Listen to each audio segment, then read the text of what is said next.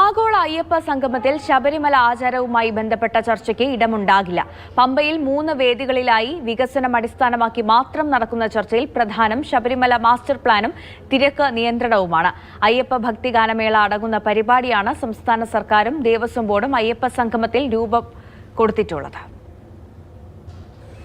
ഈ മാസം 20-ന് പമ്പയിൽ സംസ്ഥാന സർക്കാരും തിരുവിതാംകൂർ ദേവസ്വം ബോർഡും സംയുക്തമായി സംഘടിപ്പിക്കുന്ന ആഗോള അയ്യപ്പ സംഗമം വലിയ രാഷ്ട്രീയ ചർച്ചാ വിഷയമാണ്. എന്താണ് അയ്യപ്പ സംഗമം? ആദ്യം തന്നെ വ്യക്തമാക്കാം.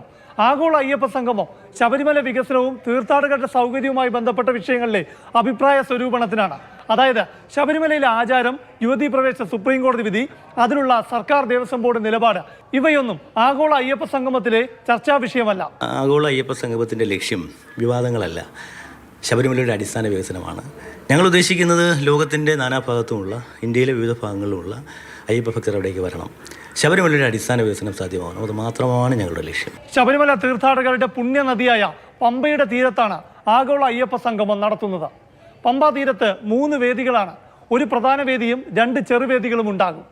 കന്നിമാസ പൂജയ്ക്കായി ശബരിമല ദർശനത്തിന് എത്തുന്നവർക്ക് ആഗോള അയ്യപ്പ സംഗമത്തിൽ പങ്കെടുക്കാവുന്ന വിധമാണ് സെപ്റ്റംബർ 20-ന് തീയതി നിശ്ചയിച്ചത്.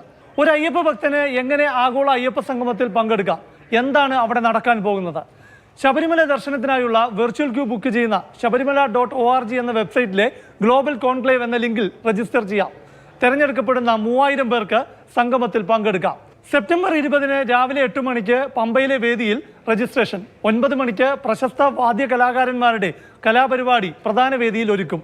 10 മണിക്ക് ആഗോള അയ്യപ്പ സംഗമം മുഖ്യമന്ത്രി പിണറായി വിജയൻ ഉദ്ഘാടനം ചെയ്യും. മറ്റ് സംസ്ഥാനങ്ങളിൽ നിന്നുള്ള മന്ത്രിമാർ ചടങ്ങിനെത്തും.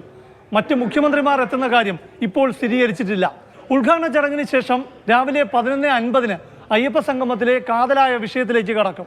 പ്രധാന വേദിയിൽ ശബരിമല മാസ്റ്റർ പ്ലാൻ അവതരണം. സംസ്ഥാന സർക്കാർ അംഗീകരിച്ച 1200 കോടി രൂപയുടെ പദ്ധതി തയ്യാറാക്കിയ തിരുവനന്തപുരത്തെ കോളേജ് ഓഫ് എഞ്ചിനീയറിംഗിലെ വിദഗ്ധരാണ് പദ്ധതി അവതരിപ്പിക്കുന്നത്. അതേസമയം തന്നെ 2ാമത്തെ വേദിയിൽ ശബരിമലയുടെ സുസ്ഥിര വികസനത്തിലെ ചർച്ച തുടങ്ങും. 3ാമത്തെ വേദിയിൽ ശബരിമലയിലെ തിരക്ക് നിയന്ത്രണത്തെക്കുറിച്ചുള്ള ചർച്ചയും നടക്കും. അയ്യപ്പ സംഗമത്തിൽ പങ്കെടുക്കുന്നവർക്ക് ഈ വിഷയങ്ങളിൽ അഭിപ്രായം അറിയിക്കാം. 3 വിഷയങ്ങളിലും രേഖാമൂലം നിർദ്ദേശം നൽകാനും സൗകര്യമുണ്ടാകും. ഇനി അയ്യപ്പ സംഗമത്തിൽ പങ്കെടുക്കുന്ന ആരെങ്കിലും വികസനത്തിനപ്പുറം യുവതീ പ്രവേശ വിഷയം പോലുള്ള ആചാര വിഷയം ഉന്നയിക്കാൻ ശ്രമിച്ചാലും മോഡറേറ്ററാണ് ചർച്ച നിയന്ത്രിക്കുന്നത്. അത്തരം വിഷയങ്ങളിൽ ചർച്ചയോ മറുപടിയോ ഉണ്ടാകില്ല.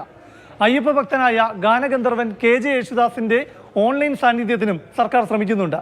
ഉച്ചയ്ക്ക് 2 മണിക്ക് ആഗോള അയ്യപ്പ സംഗമം യേശുദാസിന്റെ ഗാനങ്ങളാൽ ഭക്തിസാന്ദ്രമാക്കാൻ മകൻ വിജയ് യേശുദാസിന്റെ അയ്യപ്പ ഭക്തി ഗാനമേളയും സംസ്ഥാന സർക്കാരും ദേവസ്വം ബോർഡും അയ്യപ്പ സംഗമത്തിൽ ഒരുക്കുകയാണ്.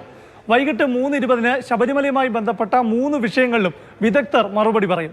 ശേഷം സമാപന സമ്മേളനത്തോടെ അയ്യപ്പ സംഗമം അവസാനിക്കും. പ്രശാന്ത് കൃഷ്ണ, മാതൃഭൂമി ന്യൂസ്, തിരുവനന്തപുരം.